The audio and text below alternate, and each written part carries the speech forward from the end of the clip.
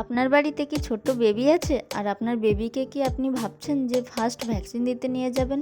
তাহলে এই জিনিসগুলো আপনার বাড়িতে থাকলে আপনার অনেক সুবিধা হবে। এই ড্রেসটা ভ্যাকসিন দিতে নিয়ে যাওয়ার জন্য অনেক সুবিধাজনক। এই ড্রেসটা আমি সোনার জন্য কিনেছি, সোনাকে ভ্যাকসিন দিতে নিয়ে যাব বলে।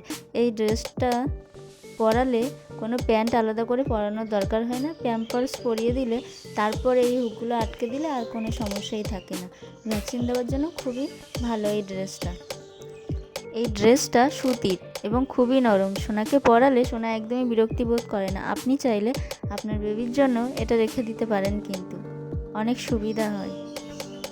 আপনার বেবির ওয়েট অনুযায়ী প্যাম্পাস অবশ্যই রাখবেন, আর ভ্যাকসিন দেওয়ার সময় প্যাম্পাস পরিয়ে নিয়ে যাওয়াটাই ভালো।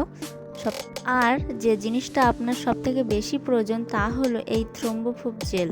এই জেলটা যখন ইঞ্জেকশন দেওয়া হয়, সূচ ফোটানোর জায়গাটা বাদ দিয়ে গোল করে এই জেলটা লাগাতে হয়। তাহলে আপনার বেবি একটু বেটার ফিল করবে এবং ব্যথাটাও একটু কম হবে। এই জেলটা খুবই উপকারী। আপনি চাইলে আপনার বেবি যদি কোথাও কেটে যায় বা আঘাত পায় তাহলে এই জেলটা অবশ্যই ব্যবহার করতে পারেন।